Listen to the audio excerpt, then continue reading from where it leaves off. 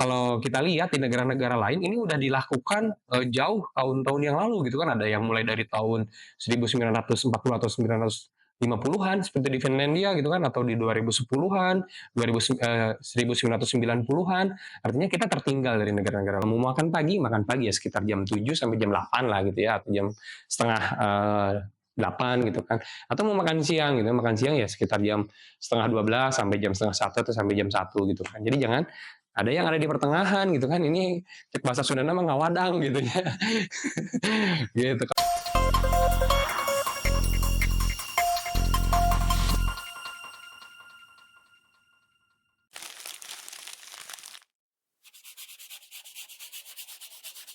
Tiga. Halo edukawan, kembali lagi di Edukasep. Edukasi Ekasep ya. Oke, sesuai janji saya bahwa di channel ini tidak hanya menyajikan pembelajaran, motivasi, inspirasi ya untuk pendidikan, tapi juga akan menyampaikan keresahan-keresahan dari isu-isu pendidikan yang terkini gitu ya. Jadi ini lagi banyak nih isu pendidikan yang bergulir di Indonesia semenjak pemerintahan baru, baik pemerintahan baru di nasional ataupun di daerah ya gitu kan, karena di Jawa Barat pun lagi ramai juga ada isu pendidikan yang mulai dibahas ya. Dan kita mulai kritisi yang harus kita kritisi kali ini adalah isu pendidikan mengenai program makan bergizi gratis.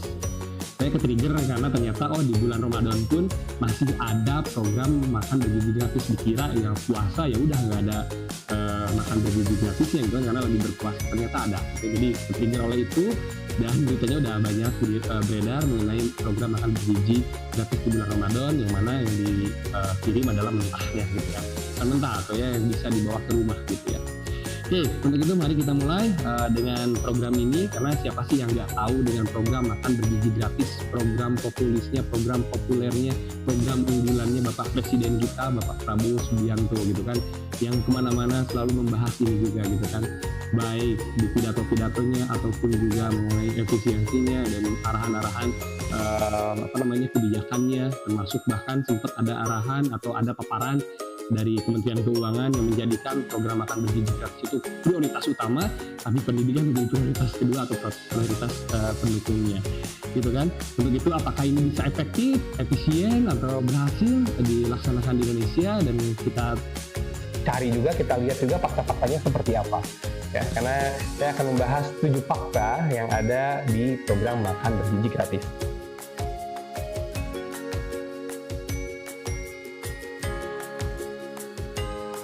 Oke, kita mulai dengan fakta yang pertama. Ya tentu kita mulai dengan fakta programnya itu sendiri, bahwa program MBG dibuat dengan niat baik untuk memperbaiki kesehatan, memperbaiki pendidikan, memperbaiki prestasi peserta didik di Indonesia gitu kan.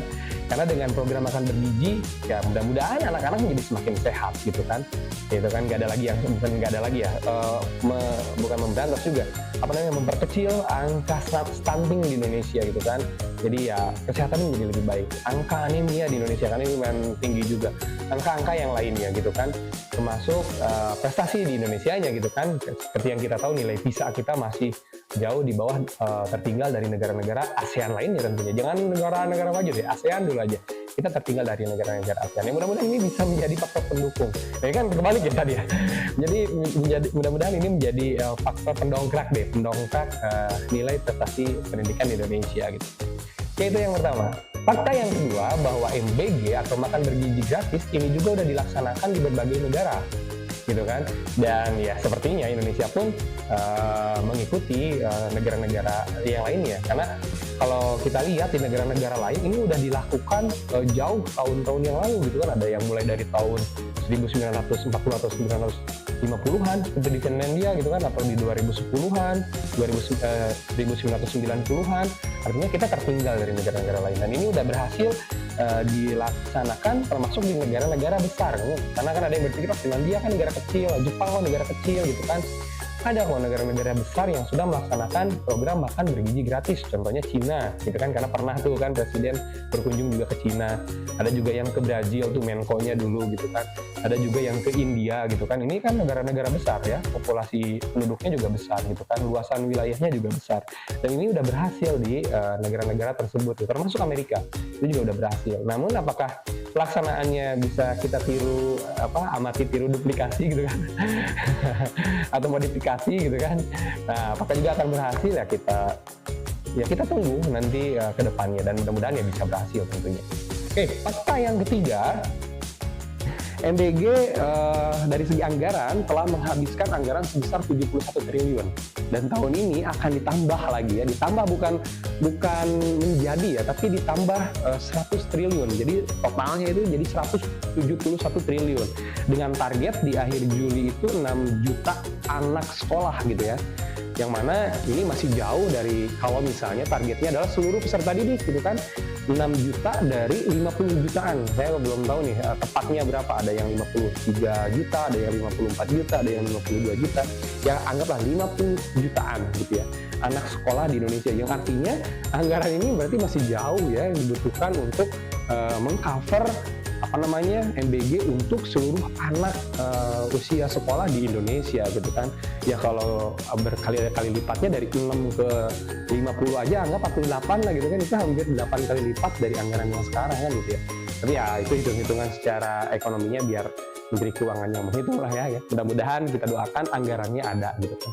Terlebih ya dengan beberapa efisiensi mulai dari efisiensi anggaran APBN di pusat, belum lagi anggaran efisiensi yang selalu dipublikasi oleh Pak Gub kita juga di daerah gitu kan, di provinsi, yang mudah-mudahan juga masuk efisiensi ada di kabupaten, tingkat kecamatan, tingkat ke desa bahkan sekalipun, untuk mendukung program MBG ini agar berhasil gitu kan, karena ya butuh anggaran yang cukup besar gitu. Itu fakta mengenai anggaran. Fakta yang keempat atau fakta berikutnya yaitu ternyata MBG ini sesuai dengan beberapa hasil penelitian juga gitu ya, dan di beberapa artikel juga, MBG ini masih belum menyasar ke sekolah-sekolah wilayah miskin ataupun daerah terpencil gitu kan. Ya contohnya nggak usah jauh-jauh aja deh, contoh sekolah saya gitu ya. Karena menurut saya terpencil, sekolahnya kecil, wilayahnya juga ya tidak dalam kategori orang tuanya mampu semua gitu kan, banyak dari anak-anak yang kurang mampu gitu kan, keluarga dari prasejahtera, silahkan didata, dicek datanya yang menerima bantuan sosial dari pemerintah lumayan banyak gitu ya, di Paya khususnya di Tanjung Sari atau di Desa Salawangi. Namun sampai saat ini belum dapat kita gitu kan, MBG ini belum dapat. Ini udah bulan Maret, yang Ramadan pun kita belum dapat gitu ya. Yang Ramadan pun kita belum dapat. Jadi artinya yang udah dapat ya yang kita lihat ya, yang di Bogor itu masih di daerah-daerah yang dekat dengan ibu kotanya, dekat ke Cibinong gitu kan. Belum lagi ya seperti di kota-kota besar. Saya lihat juga program yang MBG untuk bulan Ramadan dilihat dari akun media sosial sekolah, yang sekolah-sekolah besar atau sekolah-sekolah perkotaan. Ternyata SMP 1 Bandung udah, SMP ini udah gitu kan. Itu yang letaknya ini pertama, ketika ditanya ke teman-teman yang di daerah terpencil ya banyak juga yang belum. Jadi mungkin ini sesuai juga dengan faktanya ya, yang saya rasakan di sekolah gitu ya, di Negeri 2 Tanjung Sari kita belum. Jadi artinya belum menyasar gitu kan. Jadi artikel itu ya kalau dilihat dari kita juga itu bisa dikatakan benar gitu kan. Itu. Kemudian fakta yang kelima.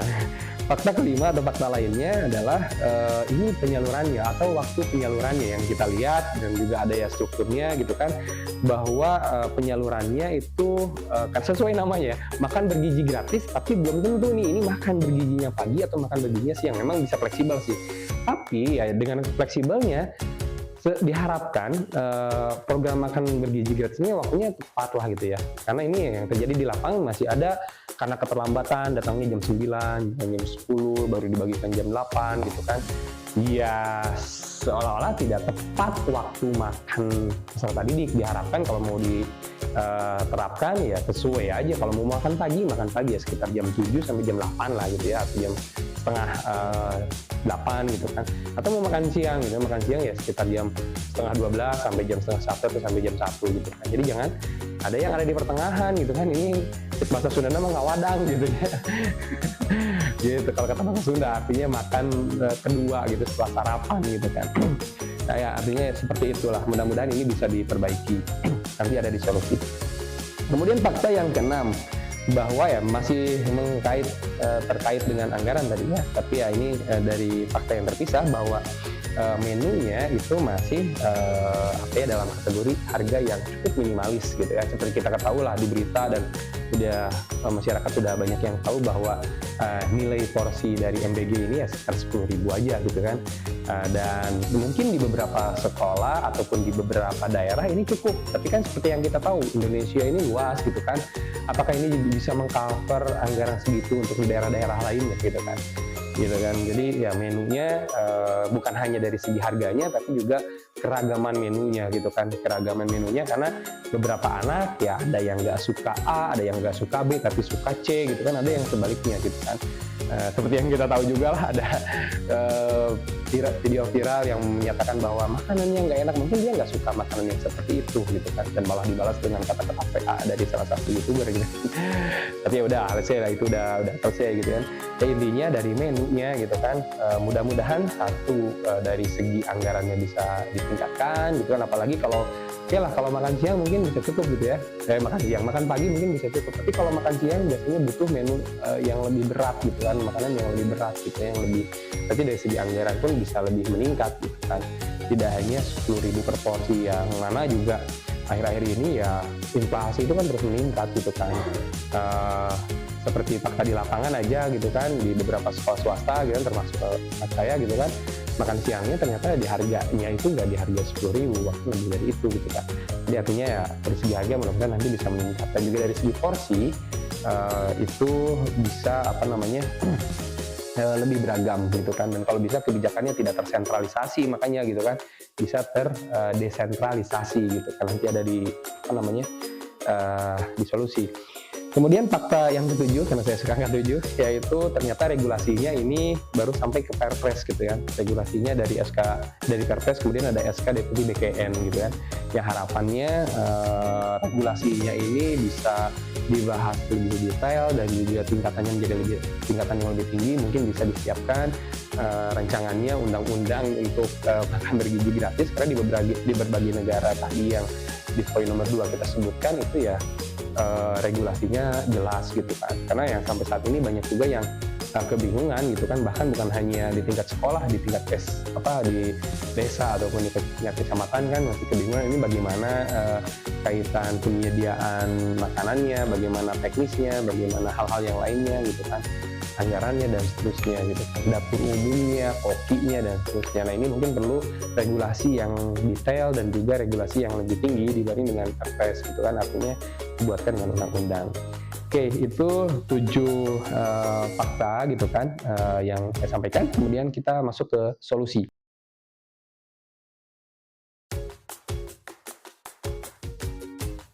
Nah, untuk solusi yang pertama tentunya diharapkan ini bisa tepat sasaran. Yang pertama tepat sasaran untuk efektif dan efisiensi gitu kan, seperti pemerintah lagi mengefisiensikan anggaran. Nah, ini juga harus efektif tapi efisien juga gitu kan.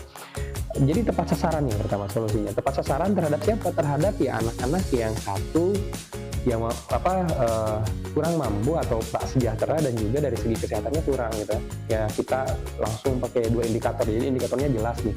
Agar apa? Agar tadi jumlah yang akan disasar itu tidak terlalu banyak dan anggarannya tidak terlalu membengkak juga seperti yang tadi disampaikan, atau mungkin dari anggaran yang ada bisa dibanyakan di situ, yang tadi misalnya dari anggaran yang 10.000 bisa 12.000 atau berapa belas ribu gitu kan.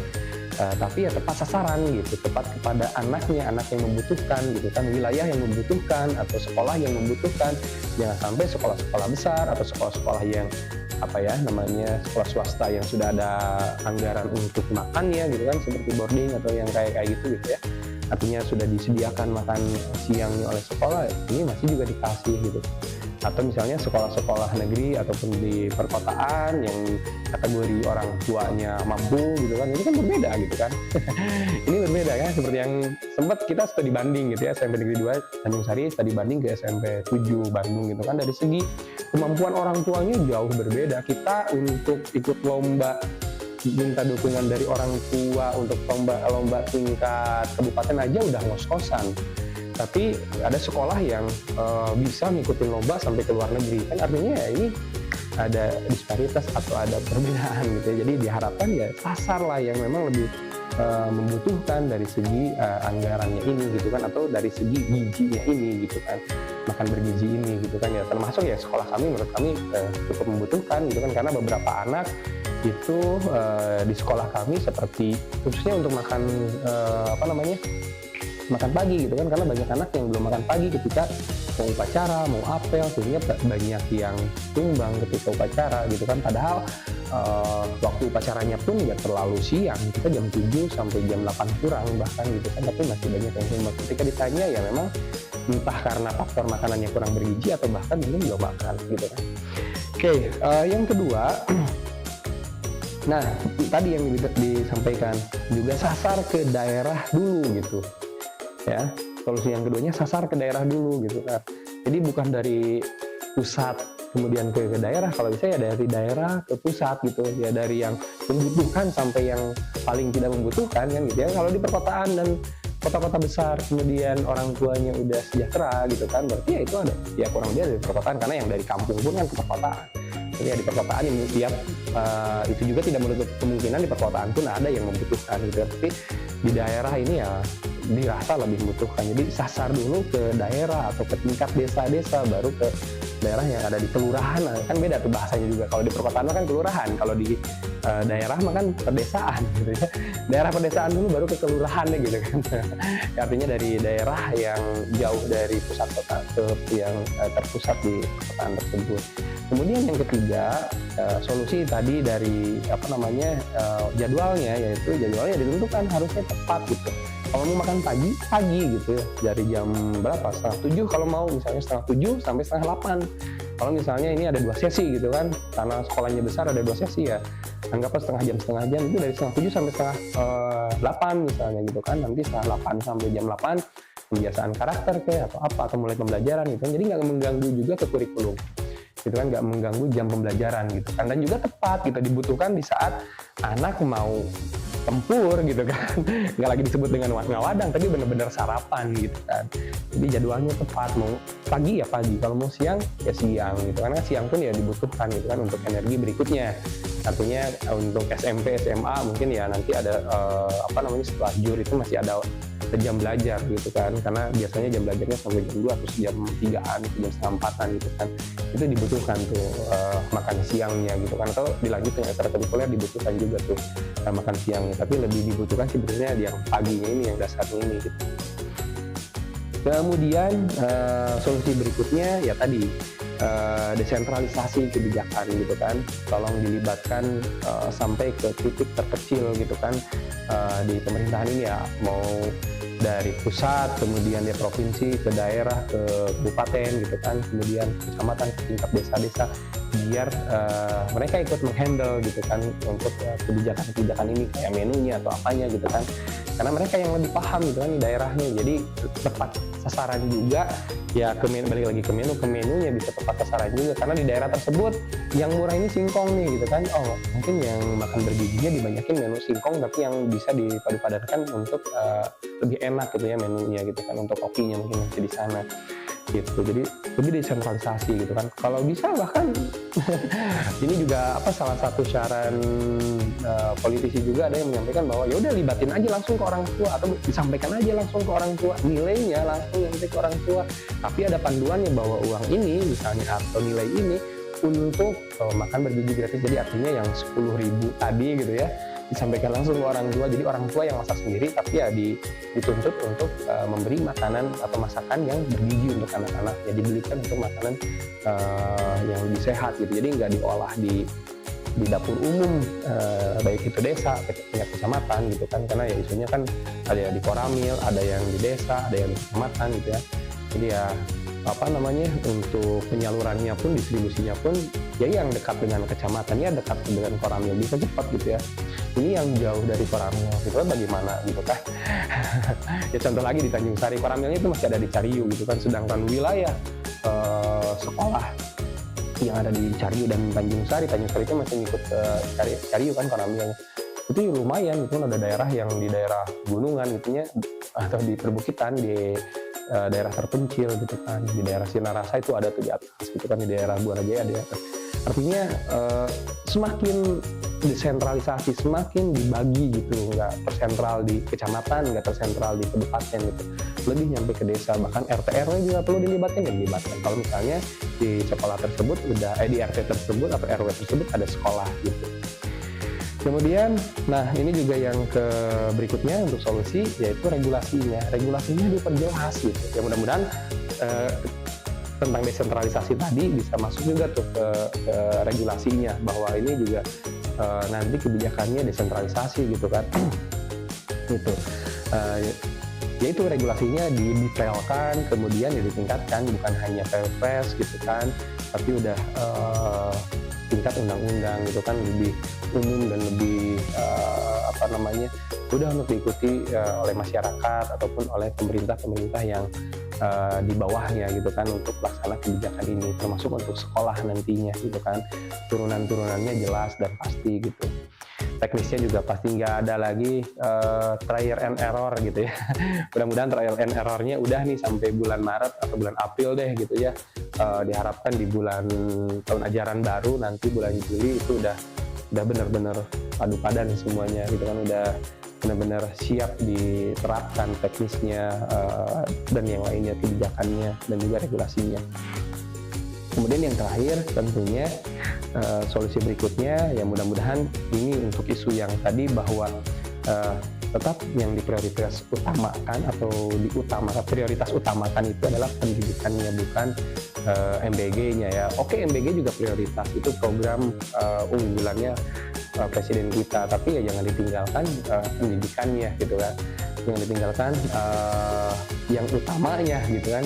Yang utamanya kan pendidikannya, kesehatannya oke, kesehatan, pendidikan utama, tapi di slide kemarin kan itu ada di prioritas pendukung kalau nggak salah ya. Mudah-mudahan ini bisa masuk kembali ke prioritas utama gitu kan, mengenai kesejahteraan gurunya, mengenai fasilitas sekolahnya gitu kan, mengenai infrastruktur sekolahnya gitu kan, dan banyak lah gitu kan, mengenai kurikulumnya gitu kan, pendidikan pelatihan untuk bapak ibu gurunya, pendidikan profesi guru untuk gurunya, karena kan masih banyak juga guru-guru yang belum tersertifikasi gitu kan. Lumayan tuh anggaran yang besar kalau juga banyak disisihkan untuk pendidikan profesi guru, karena memang katanya dari efisiensi anggaran kan ada rencana yang awalnya mau 800.000 atau 600.000 saya lupa, yang bisa tercover hanya 400.000, yang sisanya kan tidak tercover ya. Tolong ini juga diprioritaskan gitu kan bapak ibu gurunya. Jadi ketika perutnya siap, nah ya memberikan atau fasilitas ataupun sekolahnya juga siap gitu. Ketika badannya udah sehat dan bergizi, nutrisi di otaknya udah bagus, tapi ya yang sampai ke otaknya kurang bagus, metodenya kurang bagus, ya terlebih juga banyak hal-hal baru kan di pendidikan ini gitu kan, melalui Mbak Menteri ya. Salah satunya adalah deep learning gitu kan, kemudian lagi hal-hal yang lainnya, coding gitu kan, AI ini juga kan dia perlu prioritas juga ke sana, perlu juga anggaran khusus sekolah menyiapkan pelatihannya ataupun menyiapkan sekolah untuk kesiapan hal-hal tersebut. Oke, intinya itu isu kita mengenai MBG. Ya tetap kita harapkan program ini bisa panjang umurnya, bisa sama seperti pendahulunya di negara-negara yang tadi kita sebutkan, karena ini program yang luar biasa, namun sekali lagi bisa beriringan baik dengan program yang lainnya gitu ya.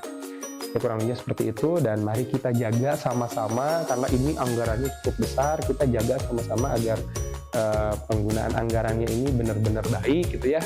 Karena isunya ini aduh ya Allah, banyak sekali terjadi korupsi kan, mulai dari oplosan Pertamina lah, emas palsu emas palsu lah gitu kan.